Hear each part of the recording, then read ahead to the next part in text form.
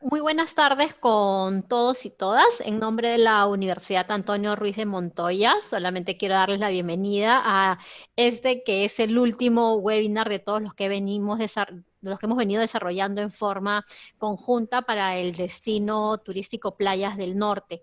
Esta vez nos acompaña Cristina de México, Daisy de Perú y Verónica de Galápagos. Y el día de hoy vamos a conversar sobre lo que es el turismo sostenible en espacios marino-costeros, Parque Nacional Galápagos y la Riviera Maya. Entonces, muchísimas gracias a los que se conectaron puntuales, muchísimas gracias también a los que han seguido todos los webinars que hemos estado realizando con nuestros aliados estratégicos a lo largo de estos últimos miércoles. Y nada, sin más, darles la bienvenida y dejarlo a Aldo para que les dé también la bienvenida y pueda contarles un poco de la dinámica que nos espera el día de hoy. Muchas gracias. Bueno, muchísimas gracias nuevamente. Es un miércoles más. Con este miércoles, con mucha satisfacción, de hecho, estamos terminando este ciclo de seminarios y conversatorios que hemos querido hacer durante este momento de transición, este momento de transformación, este momento inesperado que todos hemos vivido, que yo creo que, y creemos que ha sido un momento importante para el cambio en muchas cosas. Desde la parte individual, desde la persona, todos creo que hemos tenido un proceso de transformación a también los sistemas, los espacios donde nosotros convivimos y el mismo planeta. Desde hace mucho tiempo venimos hablando de, y lo dijimos también en el primer conversatorio, que el turismo ahora se encuentra en un momento clave. En el Perú vivimos una crisis del turismo hace mucho tiempo, en el que comenzamos a darle prioridad al número de turistas que nosotros estamos buscando traer, más que a la calidad o al tipo de turismo que nosotros estamos desarrollando. Es por eso que comenzamos a tomar esta iniciativa, esta idea de crear estos espacios de intercambio de información para comenzar a traer nueva información que es importante para estos modelos nuevos que tenemos que buscar, que son los que realmente en el futuro, para el nuevo cambio desde la demanda, desde el mercado que nosotros vamos a comenzar a traer a nuestros destinos, tenemos que buscar, tenemos que cambiar. Lineamientos de sostenibilidad, lineamientos de transformación también para la búsqueda de la regeneración de los espacios naturales que hemos ido modificando, no solamente para otro tipo de industria, sino desde el mismo turismo, son tiempos de comenzar a cambiar. Y es por eso que esta vez hemos querido traer personas especializadas que vienen también trabajando en esta lucha por desarrollar este tipo de modelos en espacios de destinos turísticos marino-costeros. Queremos darles las gracias por estos días, estos miércoles que los hemos tenido juntos y esperemos que dentro de poco tiempo, tal vez en otra forma, de otra manera, con otro tipo de estructura, reiniciemos una etapa de intercambio de información y conocimientos en una nueva etapa de conversatorios. Sin más que aportar ahora, queremos iniciar este último webinar y antes que nada decirles que por favor, ya conocemos un poco la dinámica, vamos a tener 3 panelistas, cada una de estas personas nos va a compartir sus conocimientos a través de 2 preguntas por cada una, que iremos avanzando durante se va dando el conversatorio. Por favor, sus micros apagados, les vamos a pedir, es muy importante tener los micros apagados. Traten de escuchar lo que tenemos que compartir aquí y por favor, al final de estas preguntas, formular sus preguntas. Mientras más preguntas hayan, obviamente siempre es más importante el poder tener más cantidad de información y búsquenlo aplicados a las cosas, a los trabajos, a los desarrollos de turismo que ustedes están desarrollando. Veo muchas personas que se han conectado hoy día del Santuario Nacional Los Manglares de Tumbes, del consorcio, así que les damos la bienvenida también y esperamos también estar cada vez más articulados para poder trabajar. Así que sin más ni menos empezamos. Por alguna razón, Chío, no veo la pantalla de los expositores, no sé por qué no estoy viendo. A ver, acá estoy. Ok, ya ahora sí los veo a todos. Entonces, vamos a empezar este día ya conocemos a Cristina Cortés. Cristina Cortés es fundadora del proyecto Coral Hero, BUSA, apasionada del mar, enfocada a proyectos de gestión y diseño interdisciplinario para la conservación de las zonas marinas costeras en la Riviera Maya. Actualmente desarrolla su trabajo doctoral en el desarrollo sostenible en la unidad de Quintana Roo, ¿correcto? Y trabajando de la mano con las comunidades del Caribe mexicano para el manejo integral de los ecosistemas costeros. Cristina. Hola, Es Cristina, ¿cómo correcto, estás? Aldo. Muy bien, muchas gracias. Muchísimas gracias por estar con nosotros nuevamente. Y bueno, vamos a empezar este conversatorio porque contigo fue que tuvimos el último seminario.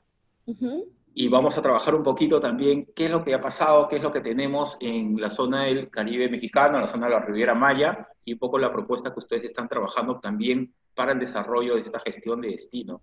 Perfecto. Y la primera pregunta es, ¿qué es el análisis del ciclo de vida y cuál sería su relación e importancia en la gestión de destinos turísticos marino-costeros? Perfecto, Aldo, muchas gracias. Pues mira, el análisis del ciclo de vida es un método que se tiene para medir el impacto de un producto o de un servicio desde su concepción hasta el final de su vida útil. ¿Qué pasa con este análisis o con este método que se ha utilizado en el turismo para ver el desarrollo turístico como tal, ¿no? Como un sistema. Entonces, ¿cómo se ha hecho esto? Desde los 80 se ha utilizado estos análisis para ver un destino turístico, pues desde antes de que se empiece a desarrollar o construir, desde su exploración, desde cómo vemos estas diferentes actividades, hasta que digamos que un destino turístico está en declive. Entonces se han hecho algunas investigaciones al respecto de este análisis. Sin embargo, pues vemos el turismo como un sistema lineal. ¿Qué pasa? Que nosotros tenemos un recurso, lo transformamos, a lo mejor es la prestación de algún servicio, a lo mejor es la venta de alguna mercancía y se termina esta línea, ¿no? Entonces quedamos en un sistema lineal. ¿Qué es lo que se propone con un análisis del ciclo de vida en el desarrollo turístico sustentable? Cambiar, utilizar nuevos métodos para cambiar este sistema lineal por uno circular. Para ello han sumado conceptos en los últimos años como la economía circular, que busca que ya no solo tengamos un recurso, lo manipulemos y termine, digamos, en un vertedero, sino cómo podemos reutilizar, sino cómo podemos cerrar este ciclo para evitar tener estos desperdicios como sería en una cadena productiva. De igual forma, se tienen conceptos como el de la cuna a la cuna, y esto es precisamente este ciclo circular, y específicamente en la Riviera Maya, o lo que buscamos a través de nuestro proyecto, es cerrar este ciclo, viendo el turismo de un sistema lineal, buscar a través de la valorización de los recursos o de los servicios ecosistémicos y de la regeneración, nuevas actividades turísticas, actividades de menor impacto, busca reforzar las actividades primarias, buscar cerrar este ciclo. Entonces, esa es la forma en que queremos utilizar el análisis del ciclo de vida puntualmente en el desarrollo turístico de la Riviera Maya.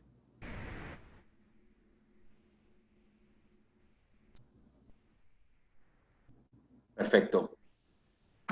Mira, la semana pasada justo me dieron la oportunidad también de hacer una exposición, una pequeña muestra de lo que estamos buscando también, ¿no? En la búsqueda de la integración de nuestro destino turístico marino costero, que aquí en el Perú le llamamos Playas del Norte.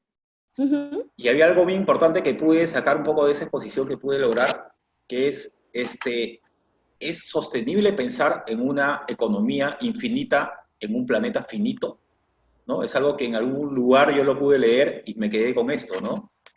¿Y estamos preparados para pensar en circular o vamos a seguir pensando en lineal? Y es algo de las cosas que son importantes de considerar ahora y ver al turismo realmente como una posibilidad de ver una estrategia de desarrollo, pero a través de un pensamiento circular. Excelente, muchísimas gracias, Cristina. Gracias. Daisy Ángeles nos acompaña también hoy día. Ella es licenciada en Administración en Turismo, magíster en Gestión Ambiental y Ecoturismo por la Universidad de Costa Rica, y en el 2017 culminó una maestría en Gestión de Espacios Naturales Protegidos, en la Universidad Autónoma de Madrid, Universidad Complutense de Madrid y la Universidad de Alcalá en España. ¿Cómo estás, Daisy? Gracias por acompañarnos. ¿Qué tal, Aldo? Muchas gracias por la invitación a este conversatorio y por compartir el espacio tan íntimo con colegas, amigos de Perú, de varias regiones a los que conozco, y gracias por estar aquí y por invitarme. Muchas gracias por estar con nosotros, ¿verdad? Y darnos tu tiempo. Se ha hablado mucho del impacto que ha causado o se causa no en los espacios naturales a través del turismo, porque eso es algo importante que tener en cuenta, pero sí se ha hablado también del impacto que causa el turismo en áreas naturales protegidas a través del desarrollo de empleos o de espacios de trabajo locales, la importancia que ha creado. Son importantes las áreas naturales protegidas en el Perú actualmente. Y nuestra primera pregunta para ti sería, ¿cuál es la importancia de las ANPs o de las áreas naturales protegidas en el Perú para el desarrollo local a través de la actividad turística? Bueno, es una pregunta que con el tiempo también se ha venido desarrollando y destacando y mostrando la importancia que tienen las áreas que antes no eran visibles, ¿no? Hace ya algunos años, después de que cambiemos un poco el enfoque de protección de las áreas protegidas, de verlas como espacios aislados y como espacios sin población o sin gente, incluso muchas áreas eran vistas como una imposición, de hecho son una imposición muchas veces, y donde la gente no participaba, ¿no? Ni en el establecimiento, ni en el desarrollo o en el aprovechamiento. Este enfoque proteccionista felizmente ha ido cambiando a nivel mundial y en Perú también, y hoy en día la gestión de las áreas protegidas se ve más con las personas, ¿no? Y que permite ya el aprovechamiento de los recursos naturales. Uno de ellos es el turismo. El paisaje en sí de esos espacios resulta ser singular, único, y antes incluso de que existiera o de que se estableciera un área protegida, de hecho estos sitios ya eran visitados. Y ejemplos son Paracas, Machu Picchu, Tambopata, ¿no? Huascarán, ya eran visitados por exploradores, visitantes locales, ¿no? Eran parte del uso recreativo, del uso ancestral de muchas poblaciones y comunidades locales. Y cuando viene el establecimiento de una área protegida, se ve un poco limitado el acceso, se ponen nuevas condiciones, nuevas reglas de juego, ¿no? Pero también al establecerse hoy en día se puede ver también como una oportunidad. Se ha logrado cambiar esto de la barrera, de la limitación, de la restricción, a verlo como una oportunidad, porque resulta que con el avance de las ciudades, hoy en día casi que las áreas protegidas son las únicas que mantienen ciertos paisajes, cierta naturaleza saludable, digamos, ¿no? Un buen estado de conservación de los recursos, donde se puede apreciar fauna silvestre, flora silvestre, y se ha quedado como un atractivo natural en el país. Si hacemos un símil, en el Perú, la mayoría de sitios turísticos son áreas protegidas, ¿no? Y ya les he dado el ejemplo de Paracas, Machu Picchu, Islas Ballestas, Huascarán, los manglares de Tumbes, ¿no? Sin ir muy lejos, Pacaya-Samiria, Mano, Tambopata, son áreas protegidas y tienen un número de visitantes importante. Pero además, en el Perú, la gran mayoría, cerca del 80% de visitantes a las áreas protegidas son nacionales. Y esto es un factor recurrente en muchas áreas en el mundo, ¿no? Son las poblaciones cercanas o las poblaciones del país las que visitan más estos espacios. Por lo tanto, esto va generando una interacción económica que a veces se ve obviamente influenciada porque no tiene una gestión como destino o como espacio turístico, sino más una gestión como área de conservación, que es el objetivo principal. Lo que creo que esta oportunidad todavía no la estamos aprovechando al máximo, la importancia todavía no se da, no pasa de la parte teórica a la parte, digamos, de actividades o de acciones concretas, ¿no? O de decisiones concretas. Más allá de establecer el área, es cómo aprovechar esa área en beneficio de las propias poblaciones, ¿no? Ya recién se están haciendo estudios sobre el impacto económico de las áreas protegidas y hay cifras realmente importantes en el impacto económico, social, de estas áreas protegidas, ¿no? Sin ir muy lejos, algunos de los estudios señalan que el efecto económico, ¿no?, de un área protegida en turismo genera empleos directos y más indirectos alrededor de la zona. Y en la parte social puede llegar a mejorar o primero involucrar a las mujeres en muchos de los negocios o emprendimientos turísticos y luego generar una dinámica de negocios que puede verse o no favorecida ya dependiendo de la afluencia o del nivel de desarrollo turístico. creo que la importancia es clara, todavía no la estamos tomando a conciencia ni generando desarrollo con acciones concretas. Todavía se siguen viendo como áreas protegidas, digamos, fuera del desarrollo turístico muchas veces, y eso hace falta todavía en lanzarlo, ¿no? La importancia se está recién dando a conocer en el país, al menos en Perú, aunque en otros espacios, en otros países eso ya es relevante. Costa Rica vive del turismo en sus parques nacionales, eso es su principal caballito de batalla. Sin ir muy lejos, también en zonas como Ecuador, Galápagos, el caso que nos va a presentar Verónica es un caso también único, y todavía aquí, salvo Machu Picchu, ni siquiera Machu Picchu es reconocido como santuario histórico en la magnitud de su concepción, ¿no? Sino solamente como un sitio arqueológico, y va más allá de eso, ¿no? Entonces creo que ahí todavía no estamos dando claramente acciones o tomando decisiones respecto a la gestión de las áreas protegidas. Estamos perdiendo o no notando muy bien la importancia que tienen realmente esos espacios. Gracias. Gracias, Daisy. Sí, bien interesante eso, porque aquí en Playas del Norte, por ejemplo, nosotros hemos estado localizando todo nuestro trabajo de desarrollo turístico hacia la zona marino-costera. Sin embargo, nosotros hacia el lado este de toda la zona donde nosotros tenemos desarrollo turístico, paralelo a la costa, tenemos, tú sabes, un área de conservación importante que protegemos, por lo menos en esa parte de la cordillera, dos ecosistemas, el bosque pacífico tropical y el bosque seco ecuatorial, ¿no? Y dentro de eso, nosotros estamos dentro de una reserva de biosfera, lo cual también es una denominación muy importante y muy interesante de tener en cuenta. Hasta el día de hoy todavía no hemos trabajado a fondo esto. El área protegida más trabajada dentro de las que tenemos creo que ha sido el Santuario Nacional Los Manglares de Tumbes, sin embargo tampoco llegando a nivel o potencialidad que puede tener este espacio natural con las características que tiene de 2.972 hectáreas protegidas de ecosistema de manglar. Es muy importante lo que se está haciendo y justamente estoy muy contento de tener aquí al consorcio del Santuario Nacional con nosotros que están escuchando acá todos los integrantes. Gracias, Daisy. De nada. Con nosotros ahora también está Verónica Santamaría. Verónica Santamaría viene y nos acompaña desde Galápagos, desde Ecuador, desde las Islas de Galápagos. Gracias, Verónica, por estar con nosotros. Ella es licenciada en Turismo, con mención en Ecoturismo, en la Universidad Católica de Quito, y tiene una maestría en Desarrollo Sostenible, Responsabilidad Social Corporativa del Instituto de Organización Industrial de Madrid, en España. Ella actualmente es la directora del área de uso público del Parque Nacional Galápagos, y estoy segura que el modelo de desarrollo que están teniendo allá va a ser muy importante de conocer estos puntos que nos va a mencionar Verónica ahora durante su participación con nosotros.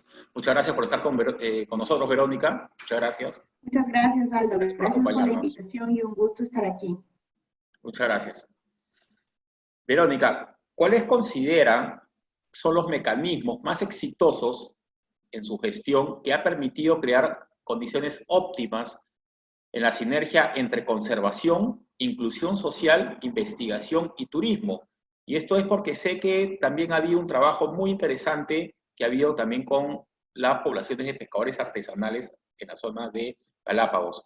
Si nos podrías alcanzar un poco del trabajo que se ha hecho por allá, sería de mucha utilidad para nosotros. Primero, considero que es súper importante hablar un poco de las áreas protegidas de Galápagos. Son dos áreas protegidas. Es el Parque Nacional Galápagos, que tiene una superficie de 7.985 kilómetros cuadrados, de los cuales de esta superficie terrestre el 97% es área protegida, o sea, el Parque Nacional Galápagos, y únicamente el 3% es una zona habitada. Luego tenemos la Reserva Marina de Galápagos, que tiene una extensión de 138.872 kilómetros cuadrados, es decir, la dirección del Parque Nacional Galápagos maneja estas dos áreas protegidas. Y tenemos, bueno, como ya lo he mencionado antes, algunos reconocimientos. El Parque Nacional Galápagos fue declarado Patrimonio de la Humanidad, es el primer parque nacional del Ecuador y el primer patrimonio natural de la humanidad. También fue declarado Reserva de la Biosfera en el 85 y recientemente también fue declarada su reserva marina como parte de la Reserva de la Biosfera. Y también, obviamente, su reserva marina fue incluida en el año 2001 como Patrimonio Mundial de la Humanidad. Para poder contestar justamente la pregunta de Aldo, que es bastante compleja, algo muy clave en el éxito de la gestión del parque, no tanto mi gestión, sino en general de la gestión de la Dirección del Parque Nacional Galápagos, ha sido que Galápagos en sí tiene un fundamento y una base legal, partiendo desde que tenemos una ley de régimen especial que además está reconocida en la Constitución del Ecuador.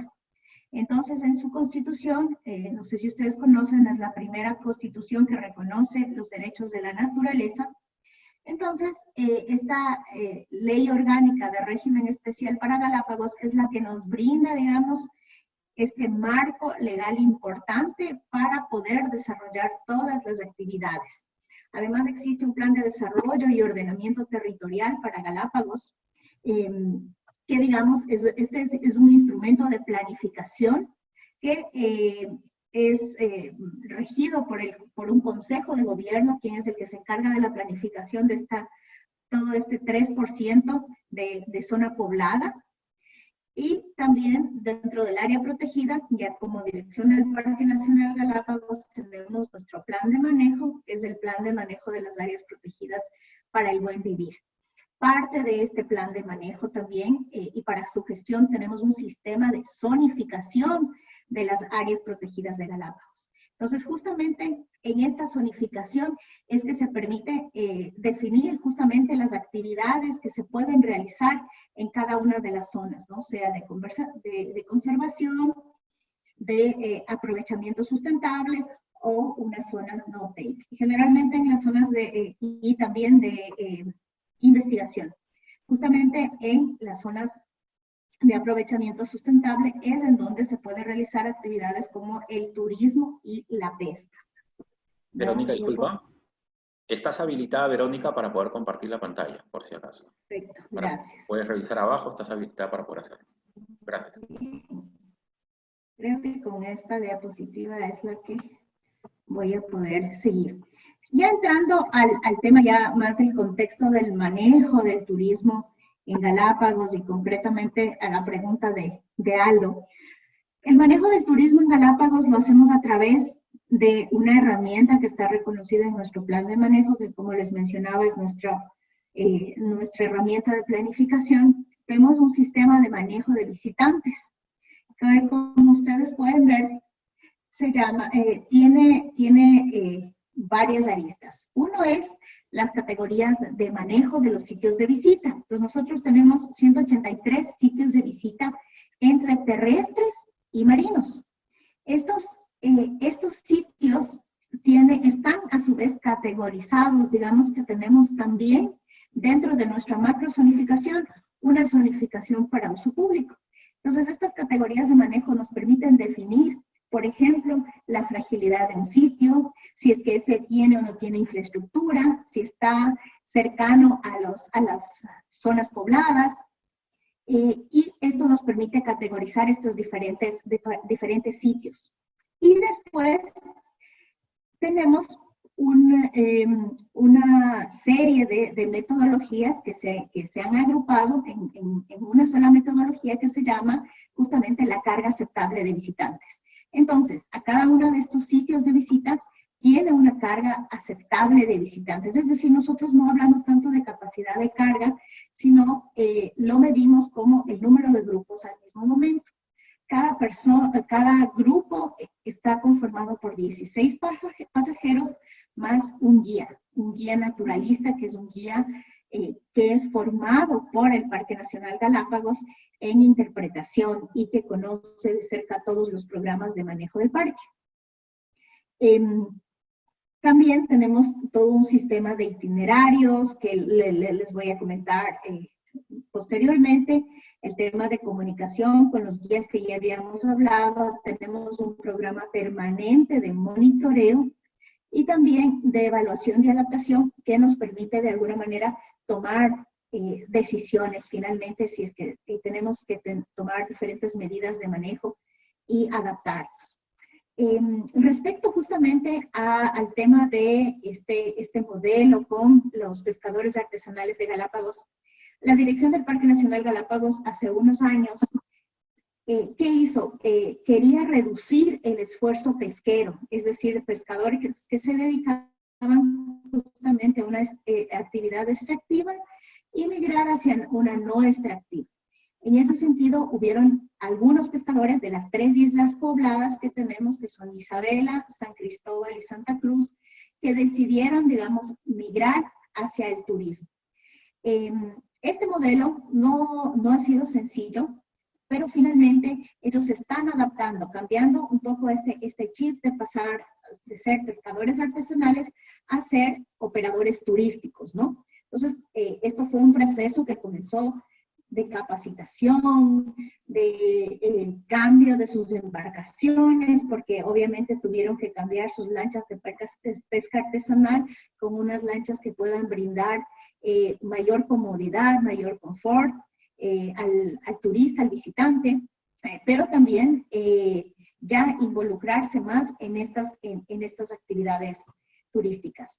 Entonces, un poco para ya concluir la pregunta de Aldo, podemos decir que es un camino complejo que sin duda la dirección del Parque Nacional Galápagos ha sabido asumir a través de un modelo que pretende acercar los ecosistemas de Galápagos o estrechar los vínculos de la población local con el área protegida.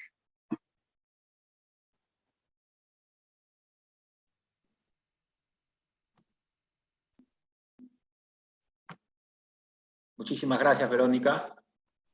Bastante clara la participación que has tenido sobre cómo es la forma de manejo que están teniendo ustedes dentro de las áreas de actividad turística.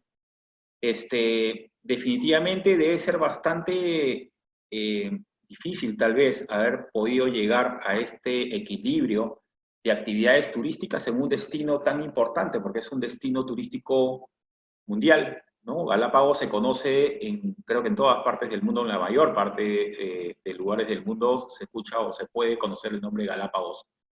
Y además de eso, es un área natural muy importante, ya sea por temas de estudio, por endemismos o por características mismas que tiene la geografía del lugar que deben ser protegidos. Y llegar a ese equilibrio con la actividad turística para que pueda ser un modelo de desarrollo económico para las poblaciones locales, estoy seguro que no ha sido un proceso de la noche a la mañana y tiene que haber habido mucha integración y mucha asociatividad para que puedan llegar a estos objetivos en común de beneficio colectivo, ¿no? Y sobre todo, no beneficio colectivo humano, sino en función de la conservación y protección de los espacios naturales como lo más importante, ¿no? Exactamente. Muchas gracias, muchas gracias, Verónica. Y Cristina, justamente hablando también de esa sinergia que tiene que existir, de ese trabajo que tiene que haber para el turismo, ¿no? Se han trabajado en Galápagos, nos está contando cómo no se trabaja con capacidad de carga, sino que trabaja con modelos que les permita saber a ellos cuál es la cantidad de personas y la actividad que se desarrolla, más que la cantidad de personas, cómo se desarrolla la actividad en espacios naturales. Pero para eso necesitamos saber, necesitamos tener investigación también.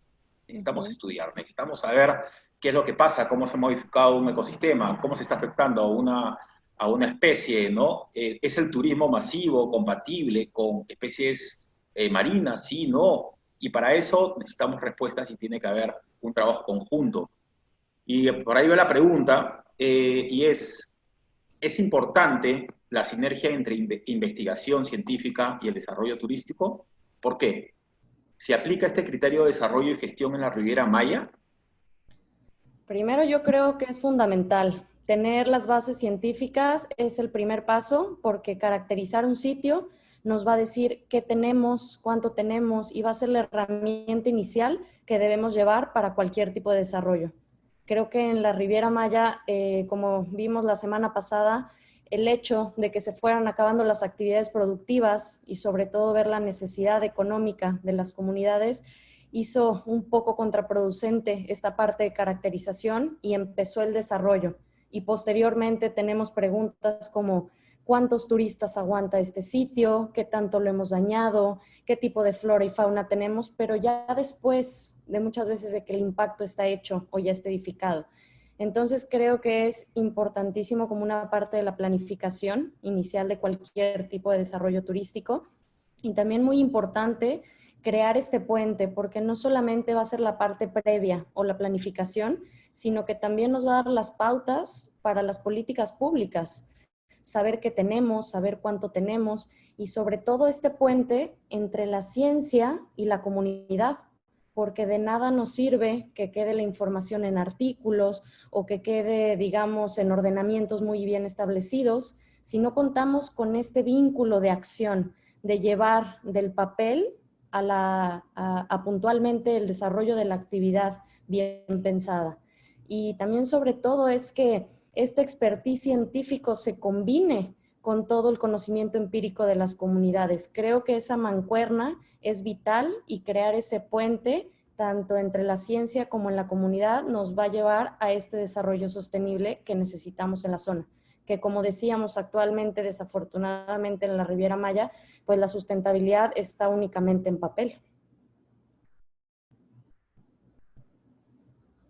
Así es, y es lo que conversábamos un poco también, Cristina, que si bien el potencial, el poder que ha llegado a tener esta marca de Riviera Maya realmente ha cruzado fronteras, creo, de una manera que nadie se la esperaba cuando se empezó a trabajar esto en los años 90.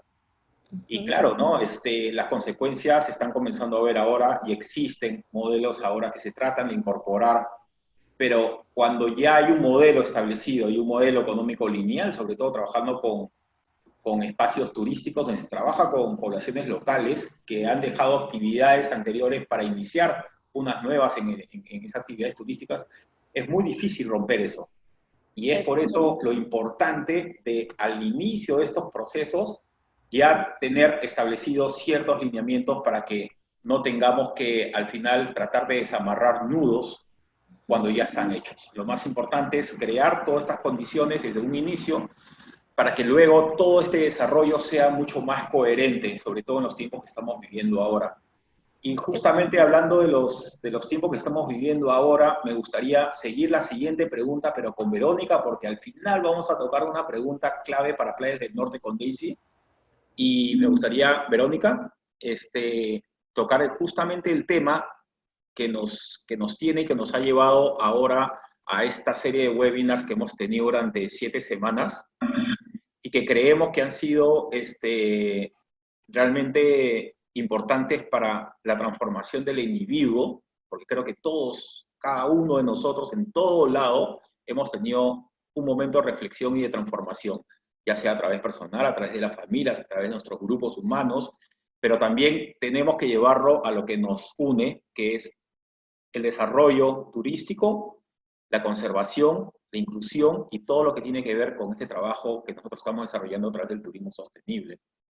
Y en este caso, y es algo que hablábamos al iniciar un poquito antes del webinar, detrás de cámaras, digamos, dentro del contexto de la actual pandemia, ¿cuáles han sido los puntos de transformación más importantes que consideran en la adaptación que se está dando en Galápagos? Porque en muchos sitios es como que hemos tenido el tiempo para poder detenernos, observar qué es lo que hemos estado haciendo atrás y ver de qué manera tenemos tiempo, tenemos 2 meses, 3 meses que podemos ir arreglando estos pequeños detalles, que no tenemos este flujo permanente de turistas y tenemos tiempo para poder ir mejorando. ¿Cuáles crees que han sido estos puntos de transformación más importantes que están teniendo dentro de Galápagos? Bueno, comentarte que en general el manejo de Galápagos o de las áreas protegidas de Galápagos ha permitido que inclusive antes de la pandemia este modelo de manejo ya tenga diferentes filtros. En este sentido, debido, por ejemplo, a su biodiversidad, debido también al tema de especies invasivas. Entonces, nosotros ya, previo a la pandemia, Galápagos ha venido manejando por muchos años, por ejemplo, filtros de bioseguridad. Por ejemplo, nosotros tenemos 2 aeropuertos que son los que permiten la conectividad del continente, digámoslo así, con las áreas protegidas de Galápagos, que son los aeropuertos de Quito y Guayaquil. Entonces, ya existen estos filtros bastante importantes en donde se hace ya una verificación justamente de las cosas que se pueden traer o no se pueden traer a Galápagos, especialmente refiriéndose a especies invasivas que podrían dañar ya la flora o fauna de Galápagos. Entonces, estos protocolos que nos ha tocado de alguna manera adaptar con la pandemia, no son muy diferentes a los temas que ya hemos venido manejando. En el caso, por ejemplo, que les mencioné hace un rato, iba a mencionar más tarde, es respecto a los itinerarios. Entonces, una de las modalidades que nosotros manejamos es el turismo navegable, sea para tierra, o sea, para visitar los sitios terrestres o los sitios de visita marinos. Entonces, en ese sentido, existen ya las embarcaciones que tienen un itinerario establecido. Este itinerario permite, sobre todo en el turismo navegable de pernoctación a bordo, que las embarcaciones prácticamente no se crucen y que no regresen al mismo sitio, sino después de 15 días. Entonces, esto de alguna manera asegura que la adaptación durante esta época de pandemia sea menos compleja, porque de alguna manera los operadores ya estaban acostumbrados a seguir cierto tipo de protocolos. Lo que ahora sí hemos hecho es reforzar de alguna manera estos protocolos. Vamos de alguna manera a tratar de extender un poco dentro de las posibilidades los tiempos de visita en estos sitios, especialmente en aquellos que se encuentran más cercanos a los aeropuertos, en los que tienen un mayor uso, digámoslo así, ¿no? Uno de ellos, por ejemplo, es Seymour Norte, que por estar bastante céntrico con el archipiélago, entonces con el aeropuerto, uno de los principales aeropuertos del archipiélago, entonces tiene un mayor uso. Entonces, la experiencia del visitante permite que ellos no se crucen entre sí. Otro de los temas que puedo mencionar, bueno, que hemos estado corriendo sobre la marcha, son todos los protocolos de bioseguridad, pero sobre todo los temas de contingencia, que se van a constituir en un gran reto una vez que ya podamos recibir a estos turistas y que podamos ya sobre la marcha desarrollar todos estos protocolos.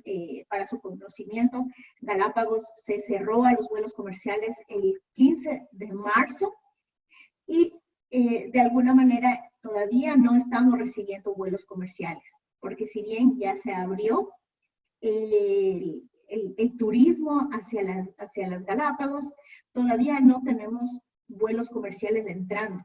Entonces, realmente ahora tenemos este reto enorme de recibir a los turistas. Es decir, estamos adaptados con todos los protocolos desarrollados que no necesariamente se han desarrollado ahora. Ahora los hemos ido ajustando, pero que ahora nuestro mayor reto va a ser el recibir a estos turistas que tienen que ajustarse o acomodarse a estos protocolos más específicos y más estrictos de bioseguridad sobre todo.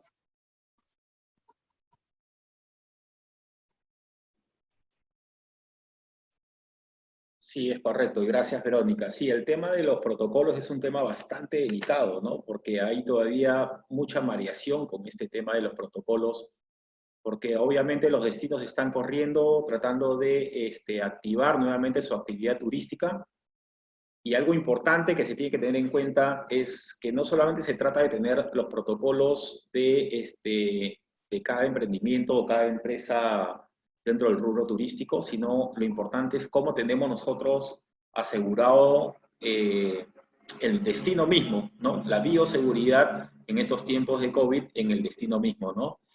A veces no hay que apresurarnos, a veces tal vez por tratar de decir, bueno, ya estamos avanzando con esto, nos adelantamos un poco a estos procesos, y es por eso la importancia del trabajo público-privado que tiene que ser una de las prioridades en estos tiempos que tenemos ahora para poder llegar. Y eso me imagino, Cristina, también que lo está viviendo también en Riviera Maya, porque justamente es uno de los primeros destinos que iniciaron con estos procesos del modelo de sello de certificación de Safe Travel, ¿no? Que es hasta cierto punto bastante cuestionable, ¿no? Y cómo se está manejando, ¿no? Hay muchas cosas o muchas personas que están cuestionando un poco el proceso, cómo se han hecho, no solamente ahí, ¿no? Sino en otros lugares, y cómo se está manejando a través de compra de estos sellos a empresas directamente sin pasar por el trabajo del destino mismo, ¿no? Entonces, sí, hay temas importantes que tener en cuenta responsabilidad. No se trata solamente de abrir y comenzar a recibir dinero nuevamente, sino, oigan, tenemos el tiempo para poder organizarnos, poder trabajar y avanzar juntos de una manera mucho más responsable, con modelos mucho más coherentes al nuevo tipo de turismo que estamos buscando desarrollar. Y eso justamente, hablando del nuevo tipo de turismo que buscamos desarrollar, y me voy a la pregunta, con Daisy, ¿no? Daisy, por tu experiencia del trabajo en CERNAMP, tú has trabajado mucho en áreas naturales protegidas. Y aquí en Playas del Norte, algo que las personas no están muy claras con eso, en Riviera Maya, en la zona de México, donde está Cristina, hay muchas reservas de biosfera, ¿no? ¿Correcto, Cristina? Creo que son, ¿cuánto es el número que nos dijiste la semana pasada? Áreas naturales protegidas son 27. Pero tienen reservas de biosfera, creo que tienen... Dentro de ellas hay diferentes entre parques nacionales, reserva de la biosfera. En México te mentiría, la verdad no sé, porque son 182 áreas naturales protegidas, pero no tengo el número de cuántas reservas de la biosfera. Sí, Aquí, algo que sucede, si me permites, que en México la categoría de reservas de biosfera es una categoría de área protegida, no es como nosotros lo vemos de reconocimiento, sino es un área que ya tiene el sistema propio de México. Entonces, dentro de la Riviera Maya está, por ejemplo, Siancán, que es una reserva de biosfera, pero es categoría del sistema de áreas protegidas de México. Interesante. Nosotros aquí tenemos la denominación de reservas de biosfera, que nos lo da la UNESCO a través de la participación público-privada, que solicitamos a ciertos espacios con características muy especiales. Y aquí, justamente en el norte del Perú, en la zona donde estamos nosotros, donde tenemos nuestro destino turístico, estamos en la reserva de biosfera Amotapes Manglares. Y bueno, ya sabiendo esto, sabiendo que como destino turístico estamos dentro de una reserva de biosfera, Daisy, ¿qué significa tener esta denominación y cuál es su importancia para el desarrollo del destino turístico Playas del Norte? Ok, Aldo, en principio, si me permites, me gustaría comentar un poquito lo que mencionó Cristina y Verónica, porque puedo dar fe desde el punto de vista del visitante de lo que acaba de decir Verónica respecto a los protocolos que ellos ya seguían, ¿no? Es verdad que en Galápagos, cuando he tenido la oportunidad de ir, el visitante tenía que seguir una serie de pasos que realmente a uno como visitante lo sorprende, y me gustaría resaltar eso desde el punto de vista que ella dijo como un elemento de que también el visitante forma parte, es un actor más, así como los guías y las empresas, en todo momento participan de la ejecución y de la implementación de estos lineamientos que en ese entonces tenían. Yo lo visité, pude visitarlo en el 2016, y realmente tú te sientes como visitante dentro de una área protegida, y tanto el operador como el guía turístico en todo momento te hacen notar como visitante las reglas de conducta que tienes que seguir, ¿no? Desde la distancia que tienes con la fauna, el tipo de productos que puedes llevar, el tipo de sitios. Doy fe totalmente de lo que Verónica dice desde el punto de vista del turista. Nunca te encuentras con otros visitantes en el grupo, en el recorrido. Los sitios que yo visité no son los mismos que visitaron otras personas que conozco. Entonces la experiencia es distinta y te hace notar que de verdad deberías volver a ver los sitios que vieron tus amigos o otros conocidos y que tú viste, ¿no? Entonces hay una diversificación de los productos turísticos, de la oferta turística en Galápagos, muy interesante. También es que es un turismo, aunque para muchos puede ser caro, no es barato, pero creo que también asume el valor que tiene la implementación de estos protocolos y de estos lineamientos. No es un destino masivo, es un destino, aunque podría ser polémico igual, también tienen una política para los propios nacionales o ecuatorianos que visitan Galápagos. Es verdad que el visitante en todo momento se siente dentro de un área protegida, dentro de un parque nacional, y nota el estado de conservación, nota la diversidad. Solo como anécdota, tú te puedes acercar a la fauna silvestre y no se inmuta, acercar hasta cierta distancia que te permiten. La fauna no se inmuta contigo de alguna manera, pero pareces parte del ecosistema, ¿no? Entonces, en realidad la experiencia del visitante es bastante, te sientes en un entorno natural y no en un parque creado, ¿no? Artificial. Entonces, creo que ese valor, esa singularidad de Galápagos es gracias a estos lineamientos que ya ellos venían implementando, ¿no? Desde el tema de seguridad, desde el aeropuerto, como bien dices, las normas, te sientes que estás entrando en un espacio realmente importante y valioso, y eso es lo que aquí en Perú, comparando, todavía no notamos, salvo por ahí en Manu, que es lo más cercano al extremo de biodiversidad y de estado silvestre que tenemos. Sí te sientes que estás entrando a un parque, en el caso de Manu, una reserva de biosfera también. Te sientes que tienes unas normas, el operador cumple ciertas normas, los guías todo el tiempo te están recordando eso, pero en la mayoría de los destinos naturales eso todavía nos hace falta reforzar, ¿no? Y comentando lo que dijo Cristina, es verdad que el tema del deterioro de la actividad turística en la Ribera Maya es notable. Los parques nacionales que abundan en la zona no se venden como tal, todavía no son parte del producto, todavía es muy masivo, muy de resorts, ¿no? La visita, las actividades a los parques no es el valor principal del destino, y eso es algo que comentaban los amigos de la CONAM, que son la Comisión de Áreas Protegidas de México, querían mejorar, ¿no? Y obviamente sí se veían afectados las áreas protegidas por los impactos, y eso es algo que también, y tenemos dos modelos, ¿no?, de desarrollo que hay que empezar a ver. Y en el caso de Perú, respondiendo a tu pregunta, yo te voy a ser sincera, cuando yo trabajaba en parques nacionales, en áreas protegidas aquí, yo no entendía muy bien la figura de reserva de biosfera, no trabajaba tan de cerca con ello, y yo consideraba que era un reconocimiento y un título. No entendía todavía, porque no estaba trabajando tan de cerca con ellos, en la gestión. Hasta que pude ver cómo funciona una reserva de biosfera, en el caso de España, que pude hacer un trabajo con ellos muy importante, y pude visitar muchas reservas de biosfera en ese país, ¿no? Bueno, es el país que tiene más reservas de biosfera, reconocimientos de la UNESCO, cerca de 52. Cuando pude visitar algunas de ellas, entendí en la práctica a qué se refiere una reserva de biosfera. Y principalmente para todos los que estamos todavía dudando de qué se trata, si es un área protegida o no, en realidad es más que eso, es un modelo de gestión. Y eso es lo difícil.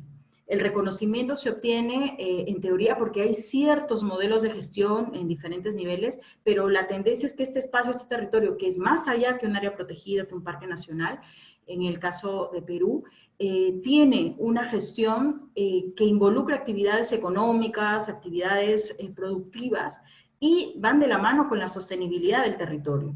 Entonces, yo lo pude ver muy de cerca, salvando las distancias y las particularidades de cada país y contexto, en Lanzarote, ¿no? De hecho, sabía que era Lanzarote, pero no lo pude ver hasta cuando llegué y entendí a qué se refiere un modelo de reserva de biosfera. Es un modelo de ordenamiento territorial, es un modelo de gestión del territorio, donde el turismo es una actividad económica más, no es la única. Hay actividades de agricultura, ganadería, minería, extracción, ¿no? Incluso de recursos, de diferentes recursos naturales, pero todos tienen que tener una misma línea de abordaje, un mismo fin, que es la reducción o el control de los impactos en el entorno, ¿no? Como decía Cristina, el entender el pensamiento más circular, yo creo que la reserva de biosfera en el fondo tiende ese concepto de vincular la actividad humana con la actividad de conservación.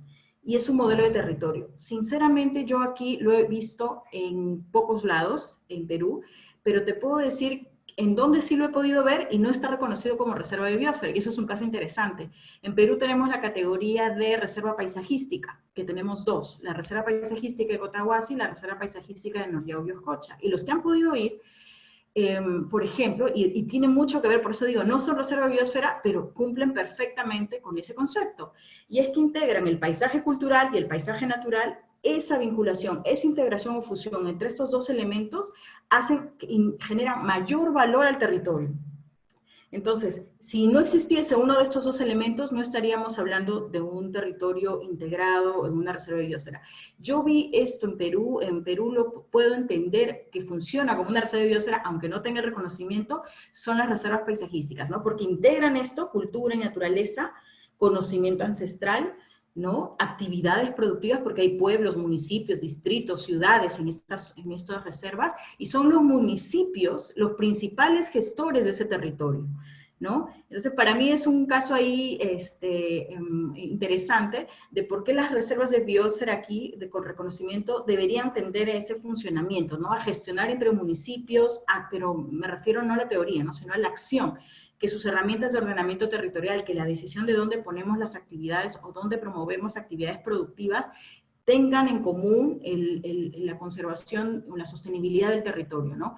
Entonces, eso en principal creo que sirve también para el tema turístico, porque si tú tienes esta condición, esta conexión, como nos decía Cristina, ¿no? No vamos a tener un pensamiento lineal, porque el turismo no va a deteriorar necesariamente, sino va a contribuir a la gestión de ese territorio, entre otras actividades económicas. Pero si todas estas actividades productivas terminan deteriorando el entorno, pues obviamente vamos a tener un problema, ¿no? Se acaba el recurso, no hay más ningún tipo de actividad económica en la zona. Entonces, todas las actividades que comulguen en este territorio, llamado reserva de biosfera, deberían tener esa mirada, ¿no?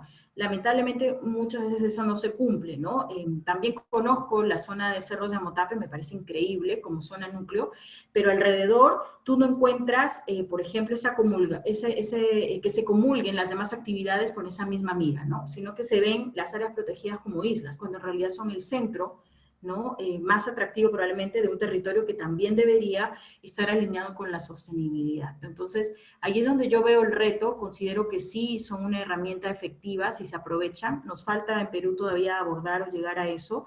Ir más allá del reconocimiento, el título está bonito, está bien, da visibilidad al territorio, puede ser turísticamente promovido, pero si tú luego como turista llegas y no encuentras esa promesa de tener un espacio conservado, de tener actividades sostenibles, realmente terminas decepcionándote y no teniendo una experiencia turística enriquecedora o que de verdad te genere aprendizajes, como es el caso cuando visitas Galápagos u otras reservas de biosfera, ¿no? Entonces es un poco el comentario que quería darles sobre ese tema. Gracias. Perfecto. Súper interesante, Daisy. Gracias por esa cátedra total, ¿no? Que nos has dado ahorita. Y sí, tienes toda la razón, ¿no? El año pasado tuve la invitación, la suerte de poder asistir a la reunión de reservas de biosfera que se hizo en Oxapampa, aquí en Perú. De hecho, me llevé una sorpresa también porque tiene que ver, yo creo que en esa gestión de la que tú estás hablando, la parte pública local, ¿no? El empuje que da, el compromiso que tiene en poder lograr estos objetivos en este tipo de gestión de reserva de biosfera. No sé, porque no he estado más adentro de esto, ¿no? Pero lo vi un poco en la reserva de biosfera Oxapampa, Xaninca, Yanesha. Creo, me pareció por lo menos que eran los que un poco más estaban acercando a estos modelos de gestión. Y esperemos que sea así, porque la zona en la que ellas están es una zona impresionante, ¿no? Muy bonita, realmente, ¿no? A los asistentes, por favor, siéntanse cómodos, por favor, de poder formular sus preguntas. Tenemos a 3 personas especialistas. Tenemos Galápagos, tenemos México, tenemos Riviera Maya, y tenemos a Daisy, especialista en áreas naturales protegidas aquí en Perú. Así que, por favor, si tienen alguna pregunta, por favor, siéntanse cómodos de poder hacerla. Más preguntas, más información vamos a tener.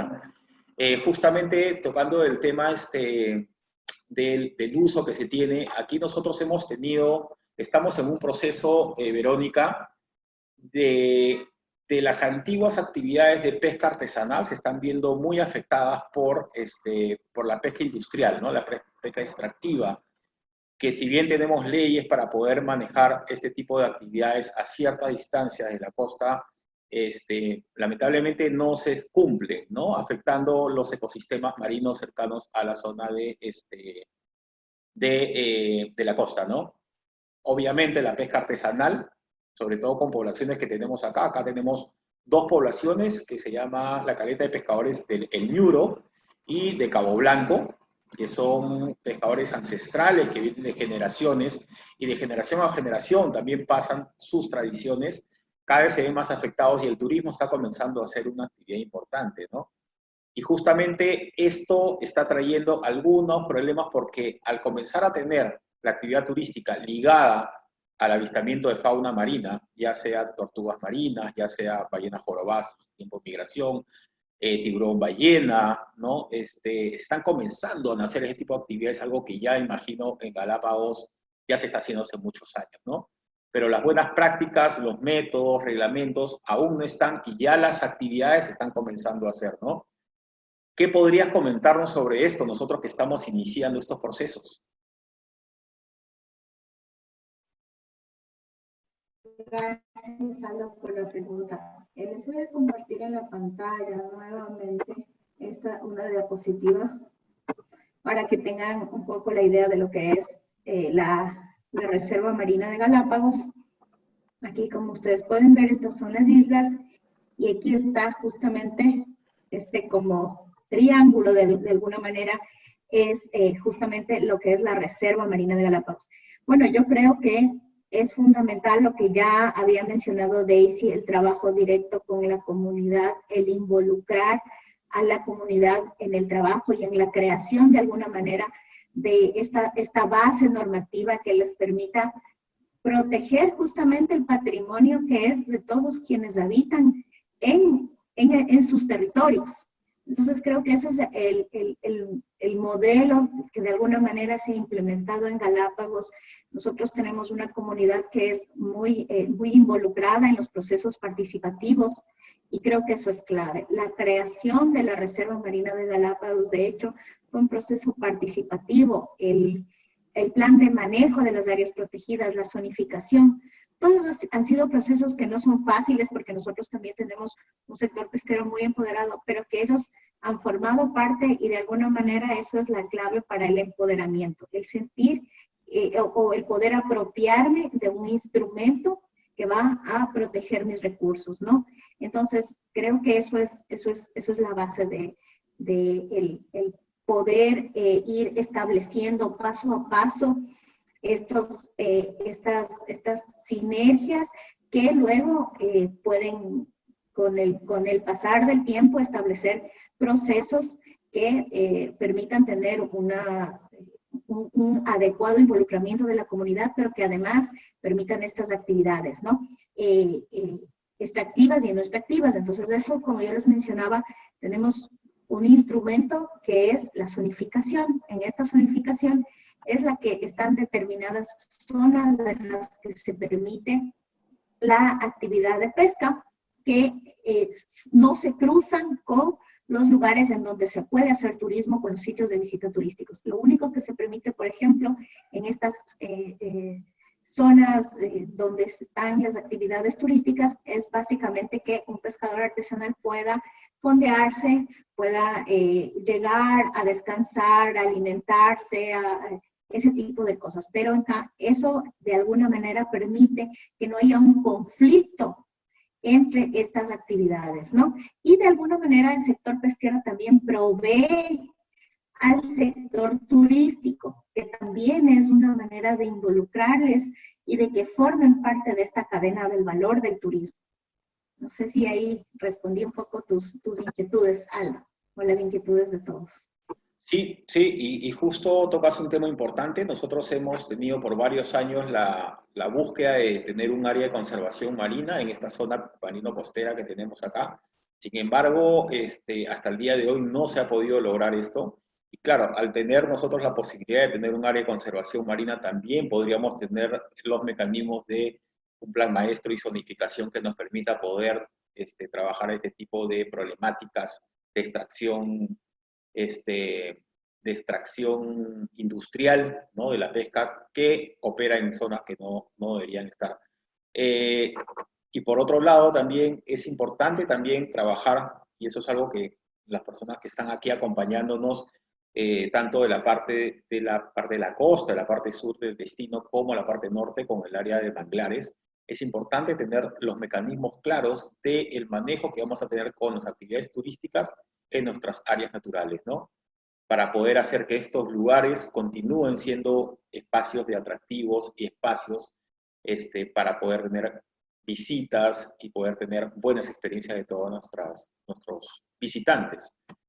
Aquí nos pregunta David Quinto, me pregunta al panel, yo creo que esto tiene que ver un poquito con el trabajo que ha estado haciendo Cristina.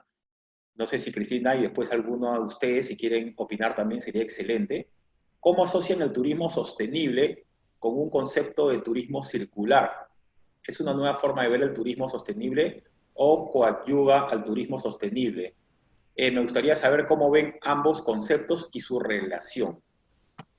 Ok, perfecto. Sí, como entendemos el desarrollo turístico sustentable o desarrollo sustentable, pues son tres pilares, ¿no? Que tienen que cumplir, que tienen que estar en balance. Hablamos de un bienestar social, hablamos de una protección, una conservación ambiental y hablamos también de un beneficio económico. Entonces, tienen que existir estos tres componentes para que realmente podamos hablar de sustentabilidad. ¿Qué pasa en un turismo lineal? Que la parte ambiental y la parte social se dedican o cumplen para el beneficio económico. Estas no se encuentran en un equilibrio. Y lo que propone un turismo circular o este nuevo modelo es que nosotros lleguemos a lograr este equilibrio. Como primeramente medioambiental, pues necesitamos pensar en actividades regenerativas, necesitamos pensar en nuestros ecosistemas, necesitamos pensar en que si se nos acaba ahora sí que nuestra materia prima, en este caso que sean los arrecifes, sean los manglares o sea la actividad que sea para la actividad turística, pues terminamos con esta cadena. Entonces, con un desarrollo circular, velamos por la conservación ambiental a través de las producciones locales, hablando del manejo de los residuos, del manejo de la energía, de todos estos procesos que nosotros necesitamos cambiar, necesitamos tornar a un tipo de actividades que beneficien y que sea la economía en función a la conservación ambiental y a un bienestar social, no al revés. Entonces aquí podemos ver que esta relación, al cerrar el círculo, podemos lograr un equilibrio entre los tres pilares de la sustentabilidad. Gracias, Cristina. Daisy, creo que quieres opinar también. Sí, no, de acuerdo con Cristina, pero también mencionar que en el caso del turismo sostenible, como acá le denominamos, está más pensado a veces en reducir impactos, pero en teoría, porque en la práctica solamente te enfocas en algunas actividades de responsabilidad social o ambiental, enfocados básicamente en reciclaje o en ayudar a alguna comunidad. Como dice, más pensando en el beneficio económico, ¿no? Dándole hincapié o mayor fortaleza a eso. Y creo que en el tema de turismo circular es pensar en el todo, en una integración holística de toda la actividad. Y es complicado, y creo que por eso es a veces un reto para las empresas o para el sector llevarlo a cabo, porque es difícil controlar toda la cadena de valor. Lo puedes hacer con tú como operador, pero cuando luego tienes que tercerizar servicios y controlar de dónde vienen todos los productos y evaluar que toda esa cadena funcione, es mucho más complicado, sobre todo en el caso de Perú o en algunos contextos cuando tenemos mucha tendencia a la informalidad. Entonces, controlar la cadena de valor del turismo es complicado, sobre todo cuando no visibilizas todos esos efectos. Pero, si bien es un reto, es un desafío, es complicado, es más trabajo, los efectos en el largo plazo son mayores, porque obtienes no solo beneficios económicos un poco permanentes también, sino que también dinamizas involucras a más gente y por lo tanto esa actividad no se vuelve tan endeble, ¿no? Sino se fortalece ante cualquier amenaza que implique, por ejemplo, la extracción de recursos naturales de manera ilegal o la injerencia o la contaminación de parte de otros sectores, etcétera. Entonces, creo que generar esas dinámicas, si bien es un reto, y además tenemos que pasar el tema del corto plazo, porque ese es otro tema, pensamos solo en el corto plazo, y eso es una limitación que tenemos. Desde el punto de vista económico, el corto plazo, bueno, para tener rentas y obviamente para sostener el negocio, pero lo otro te va a asegurar renta por mayor tiempo y te va a permitir dinamizar y reducir problemas que luego te van a impactar como empresa. Entonces creo que pensar en ese tema de integralidad es distinto, te asegura la sostenibilidad, y para mí la relación es la circularidad, el pensamiento circular te ayuda a tener una sostenibilidad mucho más fuerte, ¿no? Más sólida que la que tenemos hoy en día, que a veces es superficial, ¿no? Desde un punto de vista nada más económico. Gracias.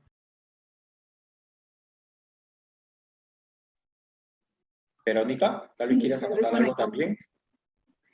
Sí, bueno, pues un poco complementar lo que ya mencionaba Daisy también respecto justamente a que es un reto importante, ¿no? Ahora mismo en Galápagos, al estar enfrentando esta crisis mundial, se constituye en un reto más importante, ya que nuestra idea también como parque nacional es poder fortalecer el turismo con base local, y ahí entra justamente todo este concepto de turismo circular, de poder involucrar a todos los actores de la cadena justamente en esta cadena, la redundancia, de cadena de valor del turismo, para que de alguna manera todos se beneficien. No es fácil, pero es un reto que lo tenemos que ir asumiendo. Si bien ya existe una inclusión de los diferentes sectores, digamos, sea el transporte, sea el hotelero, el agente de viajes, pero ahora estamos tratando de incluir también al agricultor y a los diferentes actores de esta cadena, y es un reto difícil, sobre todo porque nosotros dependemos mucho del continente, ¿no? De la parte continental, por las condiciones geográficas de Galápagos. Muchísimas gracias. Y Daisy, ya aprovechando que estamos en este tema, ¿consideras entonces que estamos en un tiempo ya de evolución de los modelos de desarrollo turístico en el Perú? Que ya los planes de desarrollo turístico a través del mismo Pentur ya deberían comenzar ya a integrar este tipo de modelos hacia desarrollos de destinos turísticos o modelos circulares. Es que si los leemos, los planes son súper bonitos, ¿no? Yo no descarto ni rechazo la opción de hacer planes. El problema de los planes es que nunca se implementan en el Perú, ¿no? Y menos en áreas protegidas o en destinos turísticos. Y si leemos el Pentur nuevamente, porque a veces nos olvidamos lo que vemos, muchos hablan de este tema de la integralidad, muchos hablan del tema de la gestión, muchos hablan del sí falta abordar más el tema de la circularidad. Todavía todos se enfocan en la reducción de impactos, en el aspecto económico, es verdad. En el retorno a inversión solamente nos enfocamos en indicadores de número de visitantes, ingresos de recaudación o ingresos por turismo, ventas, que está bien como indicadores. Ojalá tengamos también, ahí le faltaría a los planes abordar el tema de cuáles son los indicadores ambientales, cuáles son los indicadores sociales, no solo en creación de empleo, que también son económicos, o ingresos por persona, sino también en calidad de vida, por ejemplo, que es difícil de medir. Por ejemplo, en el estudio que estamos haciendo y que mencionó Rocío al inicio, en el Bosque de Poma, que estamos identificando que a partir de la creación de un área protegida se generaron los negocios de turismo locales, ¿no? Locales, de la zona de amortiguamiento, y que la mayoría de las personas que lideran estos emprendimientos son mujeres. Entonces, el cambio social que has dado con la creación de un área protegida, que no es visible y lo estamos tratando de evidenciar con estos estudios, tienen una relevancia, y si dejas de apoyarlos, dejas de darle resultado, le estabas cambiando la vida a un grupo de familias, ¿no? Desde el ámbito social, desde el ámbito incluso, aunque todavía falta la limitación de servicios públicos, básicos, etcétera, pero ya socialmente, en el ámbito familiar, estás haciendo un cambio con esta actividad y con la creación de un área de manera directa. Entonces, esos indicadores, por ejemplo, no son visibles en los planes regionales ni en los planes todavía nacionales. Todavía tienen un enfoque muy económico. No digo que estén mal, porque por algo hay que empezar, pero ojalá igual se cumplieran, ¿no? Igual ojalá se implementaran. La debilidad que tenemos en el Perú, creo, como gestores o como parte del sector, es que no implementamos los planes porque la realidad cambia tan rápido y los planes se han hecho tan estrictos que no nos da tiempo de hacer el cambio. El plan está bien, pero también hay que ser consciente que va a cambiar, y en el día a día ya nos cambió este contexto de COVID para todos, ¿no? Entonces esos planes ya probablemente han quedado de la noche a la mañana desactivados, o no, la visión sigue siendo relevante, los objetivos siguen siendo importantes, habría que agregarles la integración de estos indicadores sociales y ambientales pensando en el territorio, ¿no? Yo creo que esa es la debilidad, y apoyarnos en lo que ya existe y mejorarlos, ¿no? No descartarlos ni desecharlos, sino sacar lo bueno que ya tienen y fortalecer el resto, ¿no? Muchísimas gracias. Gracias, Daisy. Como para poder concluir, nos gustaría tener, ya que estamos teniendo ya nuestro último conversatorio, nuestro último webinar, y de verdad gracias Verónica, Cristina, Daisy por haber estado con nosotros, y alguna reflexión, ¿no? Primero desde Galápagos, luego Cristina y luego Daisy, una reflexión acerca de esta transformación de tiempo que estamos viviendo, viéndolo a partir desde el mundo, ya que estamos tocando el tema del turismo, viéndolo desde el mundo del turismo y su relación con los espacios naturales como herramientas de cambio, como herramientas de conservación, como herramientas de desarrollo.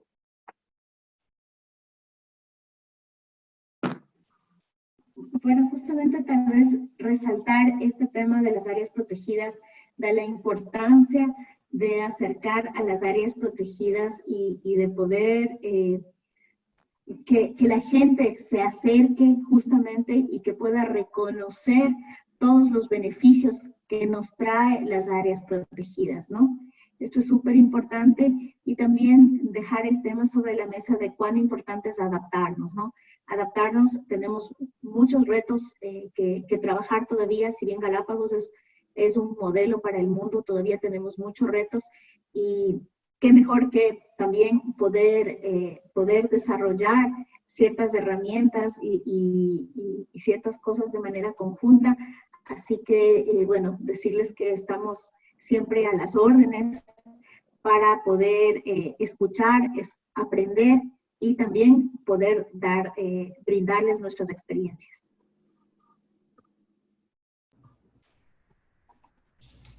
Desde la Riviera Maya, yo creo que una reflexión muy importante para mí ha sido este momento de parar. Antes de esto, digamos el semestre pasado, teníamos una avalancha, una fuerte cuestionamiento de problemáticas entre qué va a pasar con este turismo excesivo de cruceros, qué va a pasar con el turismo masivo en la región. Tenemos el síndrome blanco en los arrecifes, tenemos la llegada del sargazo.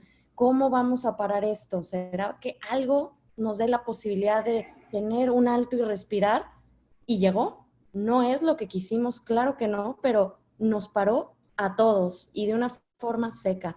Entonces creo que si algo provechoso podemos sacar de este momento es ver un poquito de la historia que hemos estado trabajando y buscar diversificar. Claro que el turismo es importante, es un beneficio a las comunidades locales, pero ¿qué tipo de turismo y qué tipo de turista es el que queremos también recibir? Algo muy importante. Y más que nada una lección que creo que todos los prestadores de servicios es nosotros qué le estamos dando al turista, pero también hay que pensar el turista que está dejando en nuestros sitios, este visitante que también nos está trayendo, y es un concepto importantísimo que tenemos que tomar en cuenta para un futuro y sobre todo esta oportunidad de generar un nuevo destino turístico. Daisy. Gracias, Aldo. Sí, de acuerdo con Cristina y Verónica, y yo agregaría que creo que, bueno, ojalá que nos demos cuenta y cambiemos en algo lo que hemos venido haciendo, ojalá, y no volvamos a lo de antes, pero creo que una lección importante es que los números son importantes, pero no son lo único, ¿no? Cuando podíamos tener mayor cantidad de visitantes, eso al final lo que nos ha dejado son impactos, y el ver el efecto que tenemos ahora con 0 visitantes, nos ha dejado también una lección de que los entornos se recuperan y son más saludables. Y eso es una lección aprendida y evidenciable totalmente, sobre todo para los investigadores de la conservación, que han podido ver el antes y el después, ¿no? Y allí sí creo que hay más argumentos para decir que necesitamos un turismo ordenado y regulado, no masivo, sobre todo en los espacios naturales. No importa si sean áreas protegidas o no, cualquier espacio, incluso las ciudades, porque ya tenemos el caso de Venecia y estas ciudades grandes que Barcelona, que han tenido impactos fuertes, incluso sociales, que en la cantidad no es lo único que deberíamos mirar, ¿no? Deberíamos mirar el impacto de la experiencia, no solo del visitante, sino también de los residentes, ¿no? Que ya no estaban solo contentos con tener más dinero, sino que ya no tenían calidad de vida en su propio lugar, ¿no? Habían sido totalmente desaforados. Y creo que llegar a ese extremo no debería ser. Nosotros en el país en general solo tenemos un par de sitios que han tenido gran cantidad de visitantes, pero la mayoría está en pleno crecimiento. Y creo que el modelo debería ser corregido antes de imitar las lecciones negativas de solo pensar en números de más, ¿no? Más cantidad que otra cosa. Creo que eso es algo que puedo destacar. Gracias. Gracias a ustedes, Verónica, muchísimas gracias. Nos vemos también en una próxima fecha que ya vamos a anunciarla también. Cristina, de verdad, increíble conocerte. Qué bacán realmente poder conocer personas que están con esa lucha, con esa garra para poder hacer las cosas como creo que debemos tener todos ese chip dentro de nuestra cabeza y dentro de cómo nosotros llevamos hacia adelante nuestras propuestas, ¿no? Hay algo importante, ¿no? Los tiempos están cambiando, las generaciones también, y las personas están buscando otros tipos de cosas, digamos, ¿no? Y ahora el turismo ya no lo podemos hablar como un producto. El turismo lo tenemos que hablar ya como experiencias de vida. Y eso justamente es lo que tenemos que nosotros tener en cuenta al momento de desarrollar lo que queremos buscar de las personas que van a venir y que vamos a atender. Cómo va a ser su experiencia, ¿no? Y ahora estos nuevos grupos están hablando ahora ya, así como se hablaba del fast food, ahora se habla del slow food y también se habla ahora del slow travel. Slow travel, el que vamos a ir de a pocos, ya no con un itinerario de tal hora a tal hora, de tal hora a tal hora, con un timing que nos hace movernos acá para allá, sino el respirar, el conectarte con el lugar, el conectarte con la cultura, el sentir, el vivir. Y eso es lo que tenemos que buscar. Y no podemos modificar nuestros espacios naturales para beneficio de nosotros. Tenemos que nosotros conectarnos con esos espacios del cual somos parte. Y ese es el turismo que hace mucho tiempo llamaba a gritos, oye, aquí estoy, y no lo veíamos, y he tenido que pasar esto para que lo veamos y podamos encontrar estos cambios, ¿no? Y Rocío, gracias por esta oportunidad a través de la Universidad Antonio Ruiz de Montoya, por estos 7 seminarios que hemos tenido increíbles, de verdad, gracias. Hemos aprendido muchísimo, hemos podido compartir con muchas personas y vamos a ver cómo le damos más adelante la vuelta a esto y seguimos avanzando con nuevas propuestas y esperamos tenerlas, Daisy, Cristina, Verónica, más adelante también, de alguna manera, de otra manera, o ver cómo vamos a conectar para algunos temas de gestión u otro tipo de trabajos que vamos a poder hacer para nuestros destinos turísticos. Y muchísimas gracias. No, muchas gracias a ti, Aldo. Creo que escuchar a Daisy, escuchar a Verónica, pues vemos las mismas problemáticas, ¿no? Cómo nos suceden a todos y al mismo tiempo cómo las ha abordado cada quien. Creo que es información valiosísima y de verdad muchas gracias por estos espacios. Creo que todos aprendemos mucho y sí, yo en lo personal espero seguir colaborando y aprendiendo de ustedes. Más gracias. Gracias, Daisy. Muchas Gracias, gracias, Verónica. Aldo, gracias, Rocío, gracias, Cristina, gracias, Verónica, por el espacio, por el tiempo. También he aprendido mucho de ustedes y compartir las experiencias también siempre es interesante. Y pensar, buscar nuevos pensamientos, ¿no? Nuevas formas de actuar que puedan ayudarnos a mejorar. Eso es. Buenas Gracias. tardes, les habla Wilfredo de los Manglares de Tumbes. Estamos aquí en el Santuario Nacional Los Manglares de Tumbes. Muy buena la exposición de Daisy. La estaba viendo muy excelente. Estamos aquí en el Santuario Nacional Los Manglares de Tumbes. Aquí estamos recibiendo su exposición, está muy bonita. Gracias. Les habló Wilfredo Rufino. Gracias, Wilfredo, y gracias a todo el consorcio de manglares de Santuario. Qué bonito tener esa vista de nuestros manglares aquí. Gracias, qué lindo, qué tal regalo, lo máximo. Esperemos pronto estar coordinado también. Estamos conversando con Henry para poder tener algunos talleres y algunos trabajos juntos, así que nos estamos conectando dentro de poco tiempo. Gracias. Gracias, Rocío. No sé si quieres cerrar este último seminario.